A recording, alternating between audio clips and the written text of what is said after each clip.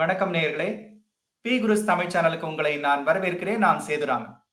இன்று என்னோடு மீண்டும் இணைந்திருக்கிறார் மூத்த பத்திரிகையாளர் திரு சேகர் ஐயர் அவர்கள். அவரை நாம் சந்திக்கலாம். சில விஷயங்கள் குறித்து விவாதிக்கலாம். வணக்கம் சேதுராமன். வணக்கம் சார். இந்திய வெளியுறவு கொள்கை முழுவதுமாக தோற்று போய்விட்டது அப்படின்னு கடுமையான குற்றச்சாட்டை ராகுல் காந்தி வைக்கிறாரு. குறிப்பா வெளியுறவுத்துறை அமைச்சர் ஜெய்சங்கர் செய்யக்கூடிய விஷயங்கள் சரியாக இல்லை அப்படிங்கிற ரீதியில அவரோட குற்றச்சாட்டுகள் இருக்கின்றன. இதை பற்றி சார். ஆனா இதுல என்ன ஒரு கான்ட்ரடிக்ஷன் பாருங்க. எந்த நேரத்தில் அனைத்த கட்சி டெலிகேஷன்ஸ் எல்லா மகா தலைநகர்களுக்கு சென்று 33 நாடுகளுக்கு சென்றிருக்கார்கள். போய் அவங்கள இது பண்றாங்க. அங்க இருக்கிற பார்லிமெண்டேரியன்ஸோட இன்டராக்ட் பண்ணி பஹல்காம்ல நடந்தது என்ன, அதுக்கு பிறகு ஏன் ஆபரேஷன் சிந்தூர்னு இந்தியா கை கொண்டது, எதுக்கு செஞ்சோம், இதுல முடிவு என்ன மெசேஜ், பாகிஸ்தான் செய்யற விஷமம் என்ன, பாகிஸ்தான் எப்படி ஒரு எல்லை தாண்டி ஒரு தீவிரவாதத்தை எப்படி வளர்க்கறது, தொடர்ந்த வளர்த்து எப்படி மற்ற கண்ட்ரிஸ் எல்லாம் ஏமாத்திட்டு இருக்கு, IMF மாதிரி கண்ட்ரில இருந்து கூட பணத்தை வாங்கி இதுல டைவர்ட் பண்ணிட்டு இருக்காங்க. இதெல்லாம் எடுத்து சொல்றதுக்காக போயிருக்கு. அந்த குழுக்கள்ல பாத்தீங்கன்னா ஒரு குழு நம்ம வெளியுறவு அமைச்சகத்தோட ஸ்டாண்டிங் கமிட்டி இருக்கு, பார்லிமெண்ட் ஸ்டாண்டிங், அதோட சேர்மன் சசி தரூர் அவர் தலைமையில போயிருக்கு, அது அமெரிக்கா போயிருக்கு. அதே மாதிரி நம்ம டிஎம்கே ராஜ்யசபா உறுப்பினர் கனிமொழி அவங்க தலைமையில ஒரு டீம் ரஷ்யா போயிட்டு வந்தது. இதுல பாத்தீங்கன்னா பல நாடுகள்ல பல கமிட்டிஸ் போயிட்டு இருக்கு. வெளியுறவு மேட்டர்ல இப்ப இருக்கிற ஃபாரின் பாலிசி சேலஞ்ச் பாகிஸ்தான் எப்படி டேக்கிள் பண்றோம் அதை எடுத்து சொல்லதான் இது போயிருக்கு. இந்த நேரத்துல இதுல ஏதோ சம்பந்தமே இல்லாம அவர் யாருமே அவரை கேட்கல, என்னை தள்ளி வச்சுட்டாங்க, நான் எதிர்கட்சி தலைவரா இருந்து கூட என்ன கவனிக்கவே இல்லை, அந்த மாதிரி ஒரு வருத்தம் கோபத்துல இருக்காரு ராகுல் காந்தி. அந்த நிலைமைக்கு காரணம் யாரு? எதிர்கட்சி தலைவர் மாதிரி இவர் ஃபங்க்ஷன் பண்ணியிருந்தாருன்னா இந்த நிலைமை வந்திருக்காது. இன்னைக்கு இவர் சொல்ற மேட்டர் சேதுராமன், ராகுல் காந்தி சொல்ற மேட்டர், சசி தரூரோ சல்மான் குர்ஷிதோ இவெல்லாம் காங்கிரஸ் தலைவர்கள், ஆனந்த் சர்மாவோ, இது யாருமே இல்ல, மனிஷ் திவாரியோ, இது யாருமே இவங்க என்ன ஒரு வளர்றாரு சொல்றாங்க. ராகுல் காந்தி என்ன இப்படி நம்ம காங்கிரஸ் இந்த நேரத்துல நம்ம அரசோட இருக்கும் சொன்னோம். ஆனா சொல்லும் போதே அவளை மூஞ்சி தொங்க போட்டுன்னு சொன்னோம். ஆபரேஷன் சிந்தூர் நீங்க பண்ணுங்க, ஏன் பண்ணலன்னு கேள்வி கேட்டிருந்தார் ராகுல் காந்தி. பண்ண பிறகு பாகிஸ்தானுக்கு என்ன சேவை ஏற்பட்டதுன்னு கேட்கல இவரு. வெஸ்டர்ன் மீடியால பிளான்டட் ஸ்டோரிஸ், 4 பிளேன் விழுந்துருச்சு, 5 பிளேன் போச்சு, இதாச்சு அதாச்சு, அவங்க சைக்காலஜிக்கலா நம்மள இது பண்றதுக்கு, அதாவது இந்தியர்கள்லாம் ஃபாரின் பேப்பர்ஸ் பத்தி ஓஹோ நம்ம கவர்மெண்ட் நமக்கு சொல்லலையோ அப்படின்னு ஒரு சந்தேகத்தை கிளப்பி நடக்கும் ஒரு அரசியல் இருக்கு பாரு, அதுல இவர் முந்திட்டு இருக்காரு. அப்ப இவருக்கு ஏன் இந்த மாதிரி தோணுது? இவருக்கு கண் முன்னாடி ஒன்னும் தெரியல சேதுராமன். இந்தியாவோ, இந்தியாவோட பிரச்சனையோ, இந்தியாவோட வருங்கால சேலஞ்சஸ் என்னவோ, இல்ல தீவிரவாதத்தினால இந்தியாவுக்கு ஏற்படுற சடங்குகள், பிரச்சனைகள், அதை பத்தி எல்லாம் சங்கடங்கள், எது கவலை இல்லை அவருக்கு. பாகிஸ்தான் பத்தி ஒரு வார்த்தை பேசல வருது.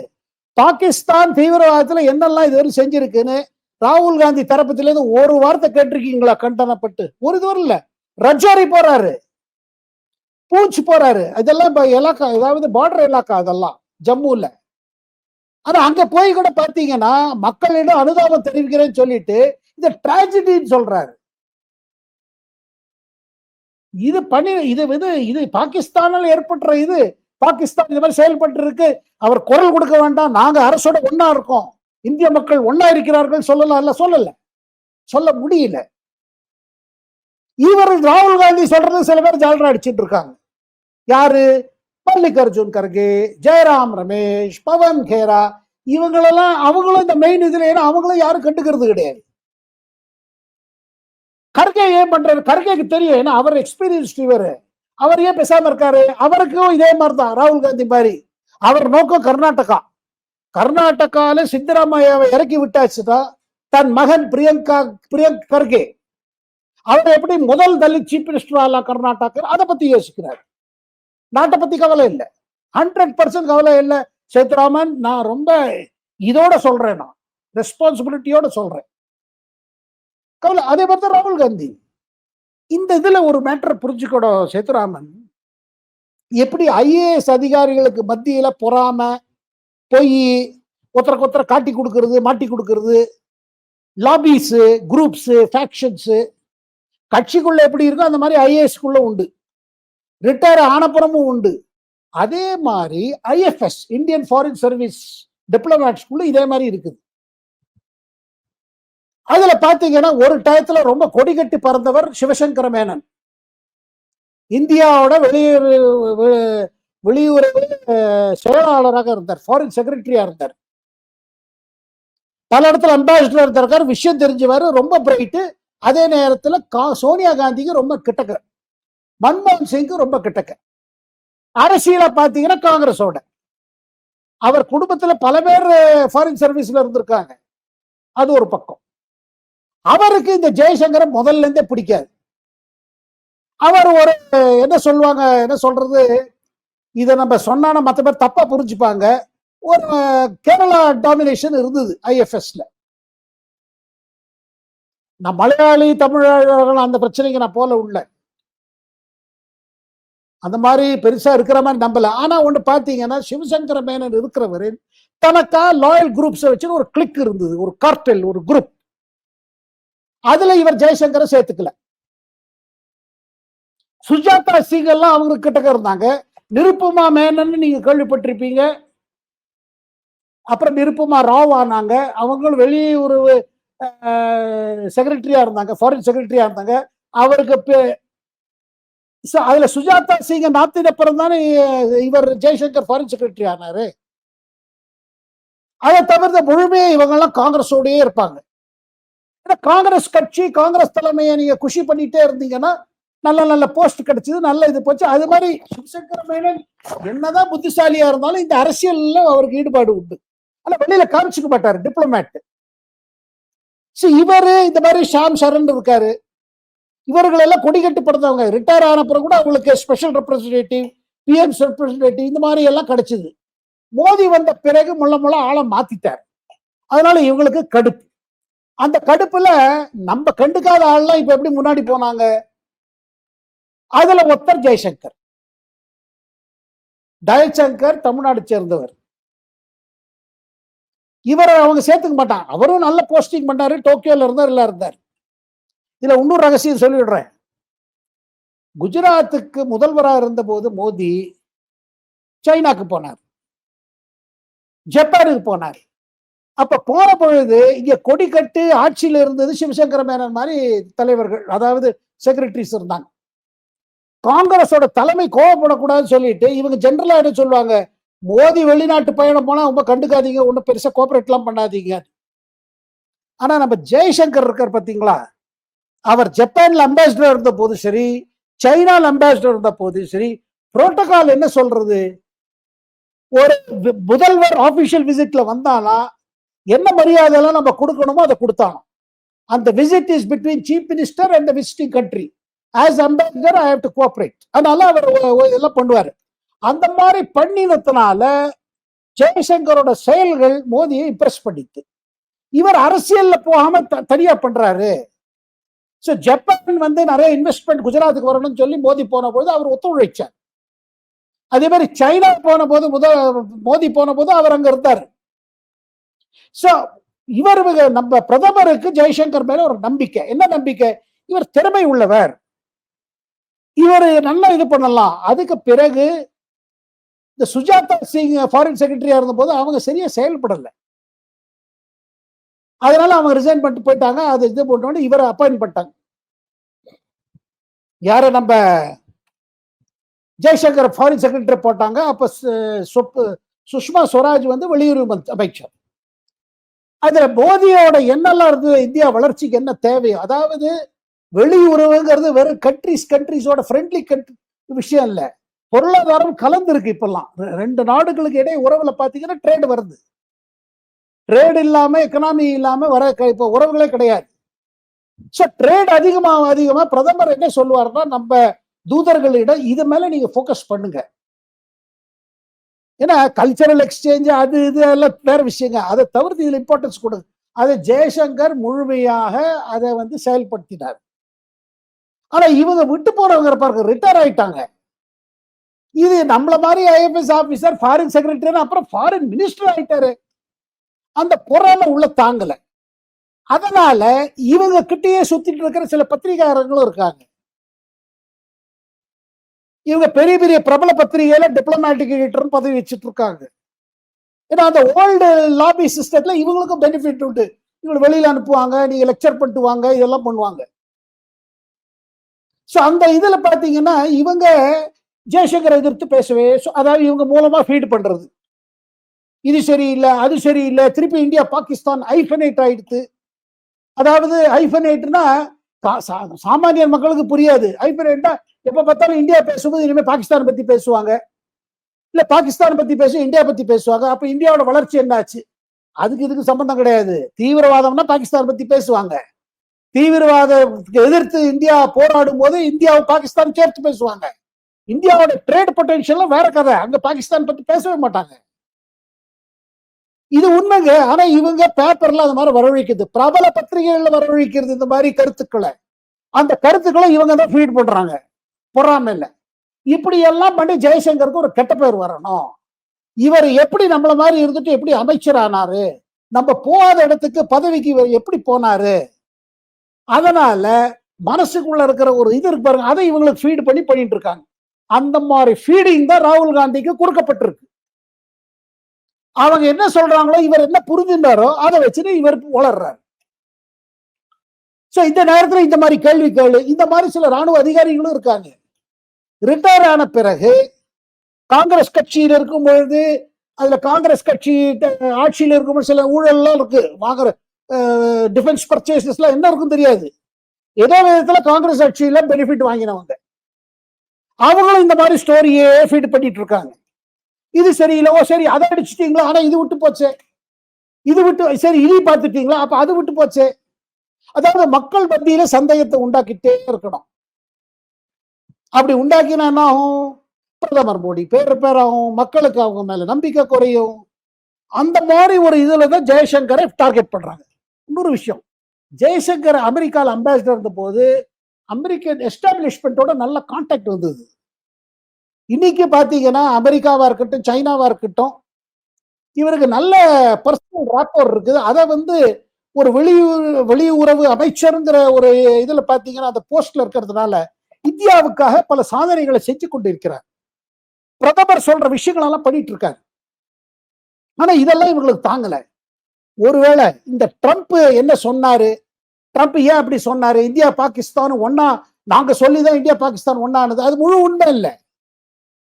பாகிஸ்தான் வாங்கின உதவில அது மே 10 அவங்களோட 10-11 பேஸ் இடிச்சு தள்ள பிறகு, நம்ம மிசைல்ஸ் ட்ரோன் இடித்தப்பல அவங்க போய் காலை பிடிச்சாங்க, அமெரிக்கன் காலை.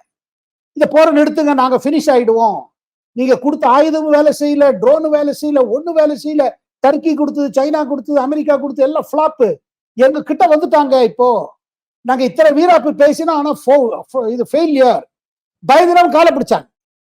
அண்ட் அமெரிக்காவுக்கும் சைனாவுக்கும் ஒரு காரணம் இருக்கு, பாகிஸ்தான் எப்படியே தூக்கி பிடிச்சு வைக்கணும். இல்லைன்னா இந்தியா பெருசா வளர்ந்துருச்சுன்னா, இந்தியாவை பெருசா வளர்ந்துருச்சுன்னா நம்மளை கண்டுக்கவே மாட்டாங்களே. சோ உங்களுக்கு இவங்களை கொஞ்சம் நியூசன்ஸா வச்சுக்கணும். அதனால இவங்க போன் எல்லாம் போட்டு இல்ல இல்ல அவங்க தயாரா இருக்காங்க நிற்பாட்டுறதுக்கு, அவங்க எல்லாம் போருங்கிறாங்க, இனிமே பண்ண மாட்டாங்க. அப்ப இந்தியா என்ன சொல்லிட்டு அவங்களுக்கு, போரும் அவங்களுக்கு இது இனிமே பண்ண மாட்டாங்க. அதான் மே 10 பிறகு அன்னைக்கு வாங்கின உத பிறகு அப்ப அவங்க பேசட்டும். அப்ப டிஜிஎம்இ, அதாவது Pakistan director general military operation, India DGME contact பண்ண சொன்னாங்க. நீங்க பேசுற, நீங்க உங்க மூலமா வரக்கூடாது, அவங்க அவங்கள டைரக்டா பேசட்டும், அதுதான் மெக்கானிசம் இருக்குது. அப்படி பேசின பிறகு சரி, அதுல ட்ரம்ப் என்ன நினைச்சாரு, ட்ரம்ப் பாருங்க, ட்ரம்ப் ஒரு அபத்தம் பிரமத ஏதோ பித்தலாட்ட பிரம ஏதோ ஒளிட்டு இருப்பார் சொல்றவங்க, மோதிக்கு இவரோட ட்வீட்ல ஒரு இதாக ட்ரம்ப் நல்லவர், மோதி பொல்லாதவர். ட்ரம்ப் சொல்வது உண்மை. ஏங்க ட்ரம்ப் எந்த மேட்டர்ல சொல்லி கரெக்டா போயிருக்கு இதுவரையில்? ஒரு நாளைக்கு 245% டாரிஃப் போடுறாரு சைனா மேல. அடுத்த நாள் டபால்ல பல்டி அடிக்கிறாரு. இது துக்ளக் ராஜ்யமா இருக்கு அமெரிக்கால இப்போ. அது ட்ரம்பை விமர்சித்தல் செய்கிறவர்கள் ட்ரம்ப் மாதிரி ஒரு மோசமான குடியரசுத் தலைவர் அமெரிக்காவுக்கு கிடைக்கலன்னு சொல்றவர்கள் ட்ரம்ப் ஒரு ட்வீட்ல மோதியை இது பண்ணும் பொழுது ஆக்வர்டா போடும் பொழுது அதை பிடிச்சுக்கிறாங்க. அவ கூட என்னன்னா ட்ரம்ப் இல்ல இவங்களுக்கு மோதி. இதுல ராகுல் காந்தி இதுல விளையாட்டுல மாட்டிட்டு இருக்காரு. அவருக்கு என்ன மனசுல ஒண்ணுமே தெரியல. எதை கொடுத்தாலும் சரி இது சொல்லணுமா நான் சொல்றேன், இதனால மோதி டேமேஜ் ஆவரா பண்றேன், இதனால நாட்டுக்கு என்னால எனக்கு கவலை இல்லை, எனக்கு ஒரே நோக்கம் மக்களோட ஒரு ஈர்ப்பு சக்தி வச்சிருக்காரு பிரதமர், அந்த ஈர்ப்பு சக்தி குறையணும், அவரோட பாப்புலாரிட்டி போகணும், காங்கிரஸ் ஆட்சிக்கு வரணும், நான் பிரதமர் ஆகணும். இந்த 4 தவிர்த்து ராகுல் காந்தி முன்னாடி ஒண்ணும் கிடையாது. இந்த இந்த இந்த கற்பனையிலையும் இந்த சப்பனத்தை பார்த்துட்டு இருக்காங்க சில பத்திரிகைக்காரர்களும் பத்திரிகை எடிட்டர்ஸும் சில அரசியல் கட்சிகளும் அரசியல் தலைவர்களும். ஆனா இது உண்மை ஆகாதுன்னு இப்ப ஸ்டாலினுக்கும் தெரியும், கனிமொழி போல தலைவர்களுக்கும் தெரியும், திமுக எல்லா தலைவர்களுக்கும் தெரியும், கம்யூனிஸ்ட் கட்சிகளுக்கும் தெரியும், ஆனா காங்கிரஸ்ல இருக்கிற எல்லா தலைவர்களும் தெரியும், ஆனா ராகுல் காந்திக்கு தெரியல. இதுதாங்க உண்மையான விஷயம் சேத்துராமன். இது நம்ம சொல்ல விரும்பல. என்ன ராகுல் காந்தி மாதிரி ஒரு தலைவர் இந்த ரிட்டையர்ட் ஐஏஎஸ் ஆபீசர்ஸோட இதுல மாட்டிட்டு இருக்காருன்னா மாட்டிட்டு இருக்காரு. ஏங்க இது நம்ம ஒரு இது சொல்ல வேண்டாம், கடமைப்பட்டிருக்கேன். ஷர்மல் ஷேக் ஈஜிப்ட்ல அங்க இடத்துல ஒரு நார்மல் நைட் கான்ஃபரன்ஸ் நடந்தது, நான் போயிருந்தேன். அப்ப நான் இந்துஸ்தான் டைம்ஸ்ல எடிட்டரா இருக்கும்போது அதை கவர் பண்ண போனேன். அங்க என்ன ஆச்சு, பாகிஸ்தான் பிரதமர் நம்ம மன்மோகன் சிங் என்ன பண்ணாரு, இல்ல தீவிரவாதம் பத்தி பேசும் பொழுது இல்ல உங்களுக்கு தீவிரவாதம், ஆனா உங்களோட பெரிய தீவிரவாதம் எங்களுக்கு இருக்குது, அதுல உங்க கை இருக்குதுன்னு எங்களுக்கு சந்தேகம் இருக்குது. பாகிஸ்தான் தீவிரவாதத்துல ஒரு விக்டிமா இருக்குது, இதுல ஒரு ஒப்பந்தம் போடுவோம். என்ன, இந்தியாவும் சரி பாகிஸ்தானும் சரி ரெண்டுமே தீவிரவாதத்தினால பாதிக்கப்பட்ட நாடுகள்.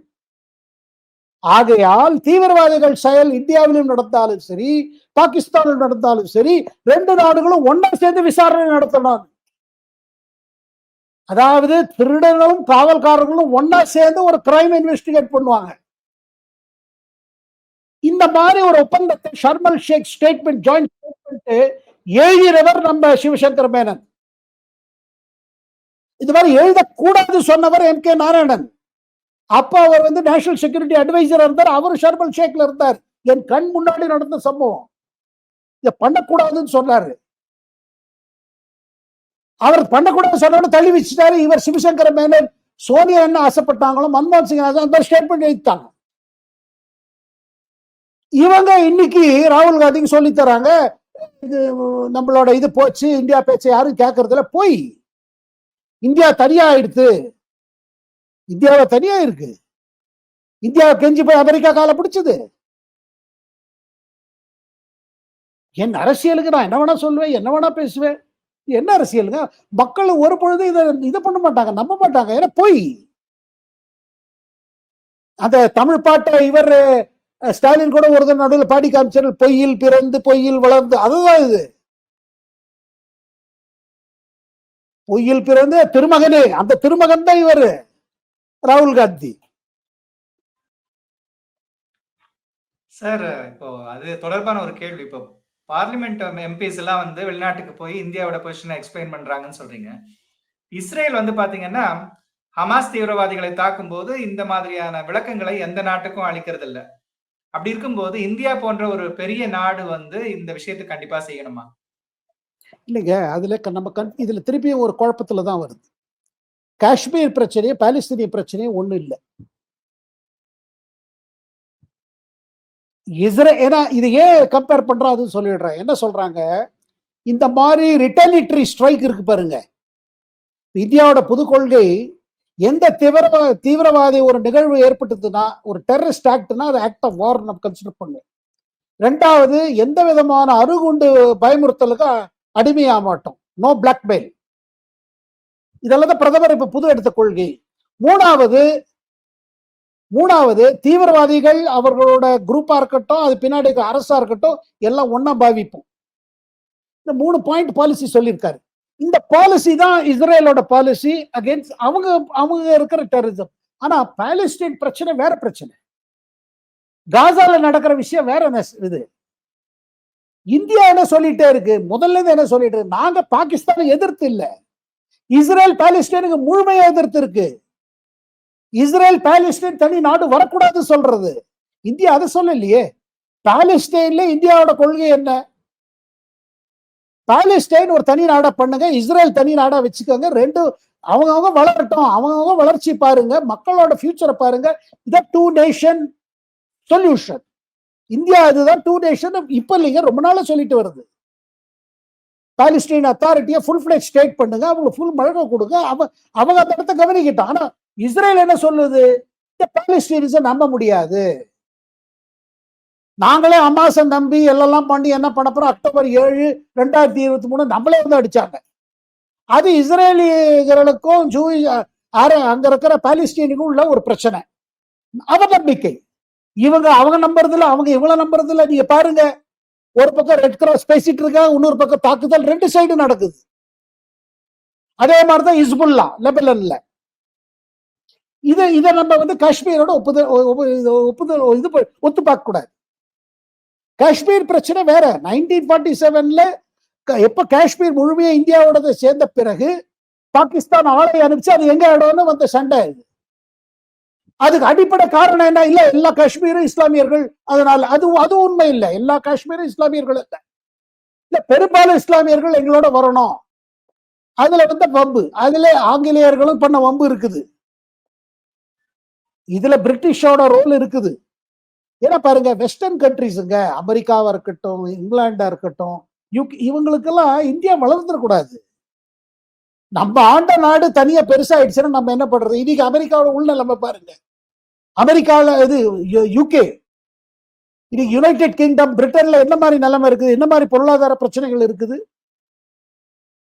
இன்னைக்கு India 4th largest economy position வந்தாச்சு, ஜப்பானுக்கு மேல தாண்டியாச்சு. உங்க வளர்ச்சியை பார்த்து அவங்க குஷிப்படுவாங்களா? ஒரு பொழுது பட மாட்டாங்க. உங்களுக்கு யாராவது தொந்தரவு கொடுக்குறாங்கன்னா அவங்க தொந்தரவு அதிகப்படுத்துறது வழி தேடுவாங்க. இதை நம்ம ஒத்துக்கணும். we have to accept. நீங்க நல்லா பண்ணி கம்பெனியை ப்ரொமோஷன் வாங்கினா உங்க கலீக்ஸ் ஃப்ரெண்ட்ஸா இருந்தவங்களும் உங்களுக்கு எதிரிகள் ஆவாங்க. ஐயோ இவன் ஆயிட்டானே, நமக்கு ஒண்ணு கிடைக்கலையே. அதே தான் நடக்குது. நாடுகளுக்குள்ள பொறாம புன்சுருட்டு அதிகம். இதுல வந்து இஸ்ரேல் இது கம்பேர் பண்ணக்கூடாது. இஸ்ரேல் பாலிசி வேற. இஸ்ரேல் ஏன் இந்தியாவை ஆதரிக்கிறது? ஒரு கேள்வி வருது. அவங்க என்ன சொல்றாங்க, இதே மாதிரி சிச்சுவேஷன்ல நாங்க இருக்கோம், தீவிரவாத காரணத்துல இருந்து ஹமாஸ் இவ்வளவு அட்டாக் பண்ணிச்சு, ஹமாஸ் பாலஸ்தீன் மக்களுக்கு நாங்க பர்மிட் கொடுத்தோம், உள்ள வந்து வேலை செய்யுங்கன்னு கொடுத்தோம். ஒரு பாருங்க, அமைதியா இருந்து ஒரு ஒப்பந்தம் போட்டு அதை வாங்கியிருக்கலாம். எப்பெல்லாம் டைம் கிடைக்கும் போது அதை ப்ரிப்பேர் பண்ணி திருப்பி டெரரிஸ்ட் ஆக்ட் பண்றது. இதுல இஸ்ரேல் செய்வது சரி, ஹமாஸ் செய்வது தப்புன்னு அதுக்கு அந்த மேட்டருக்குள்ள நம்ம போல. ஏன்னா பாலஸ்தீன் பிரச்சனை வேற பிரச்சனை, அதை பேசுவதற்கு அது தனியா பேசணும். அது காஷ்மீரோட ஒப்பிட்டு பேசக்கூடாது. ஆனா இதை ஒப்பிட்டு பாக்குறாங்க சில தீவிரவாதிகள், காஷ்மீர் தீவிரவாதிகள். அதனால பாருங்க, பாகிஸ்தான் என்ன செய்யறாங்க, ஹமாஸ்ல இருந்து ஆளெல்லாம் தலைவர்கள் கொண்டு வந்து அங்க பேச வைக்கிறாங்க. எங்க பாக் ஆக்குபைடு காஷ்மீர்ல ஒரு ஹமாஸ் தலைவர் பாகிஸ்தான் நேஷனல் அசம்பிளியில் வந்து பேசிட்டு போனாரு. பிறகு தேரான்ல இருக்கும்போது இஸ்ரேல் அவரை மிசைல் அட்டாக்ல அவரை காலி பண்ணாங்க. சோ இஸ்ரேலுக்கு என்னன்னா, எப்ப நீங்க ஹமாஸ் இவ்வளவு பண்றீங்களோ அப்ப நீங்க தீவிரவாதத்தில் இருக்கீங்க. அதனால இந்தியா செய்யும் பொழுது இந்தியாவுக்கு முழுமையாக சப்போர்ட் கொடுக்குறாங்க. இதுக்கு அர்த்தம் இல்ல இந்தியா முழுமையாக பாலஸ்தீன்ல நடக்கிற சப்போர்ட் கொடுக்கறது இல்லை. ஏன்னா இதை நம்ம தெளிவோட புரிஞ்சுக்கல வச்சுக்க நம்ம கன்ஃபியூஸ் ஆயிடும்.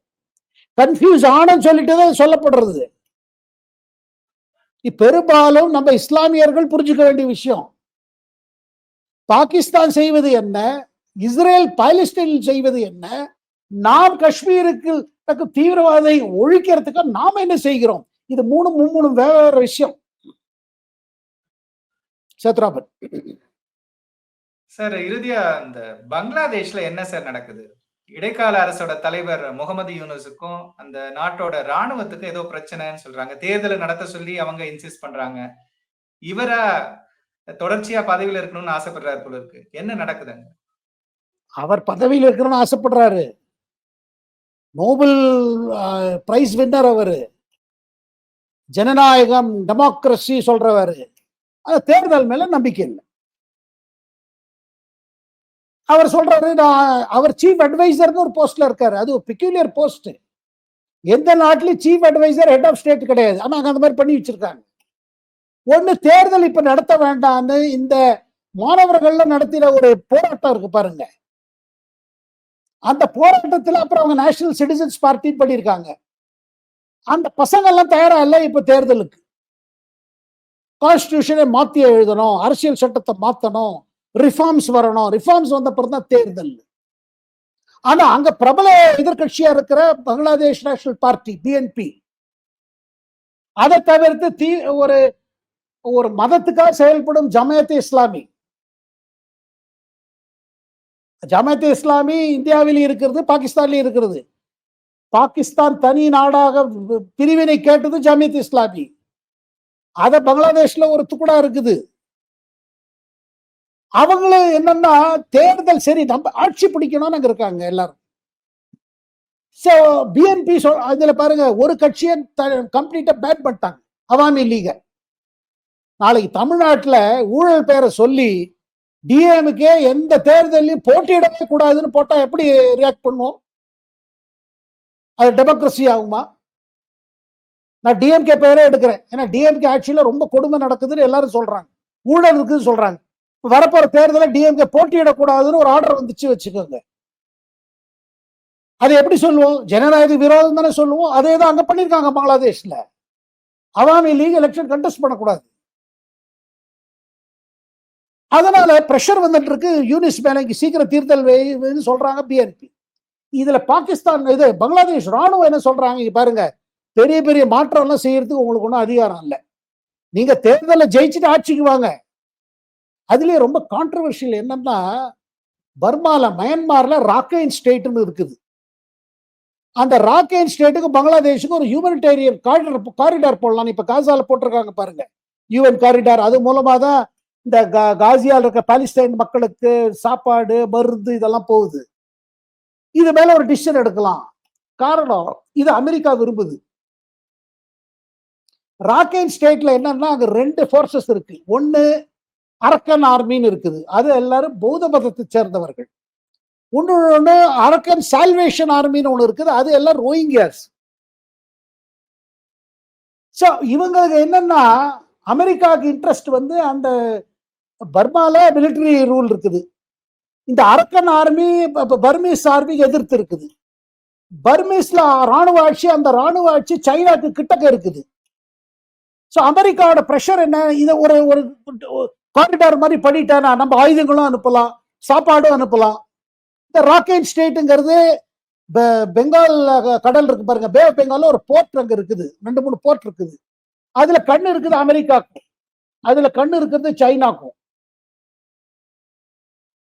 இந்த வெளி அரசியல் பிரஷர்ல பாருங்க, இவர் யூனிஸ் அதை பண்ணணும்னு பாக்குறாரு.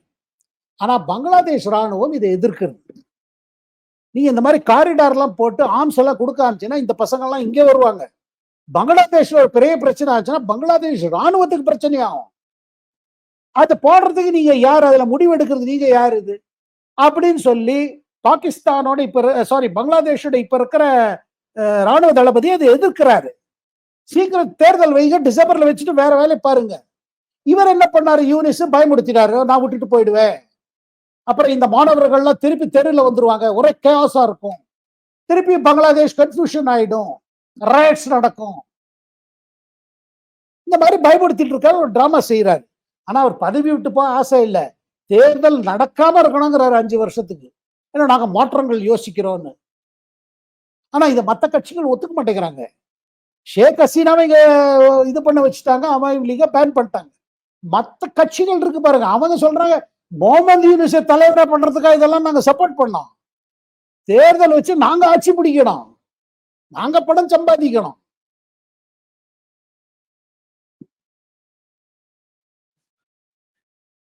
சார், பல்வேறு விஷயங்கள் குறித்து தெளிவான விளக்கங்களை தந்தீங்க சார். ரொம்ப நன்றி. நேயர்களே, இந்த வீடியோ உங்களுக்கு பிடித்திருந்தால் லைக் பண்ணுங்கள், ஷேர் பண்ணுங்கள். மறக்காமல் பி குருஸ் தமிழ் சேனலை சப்ஸ்கிரைப் செய்யுங்கள். நன்றி, வணக்கம். Thank you very much sir. வணக்கம்.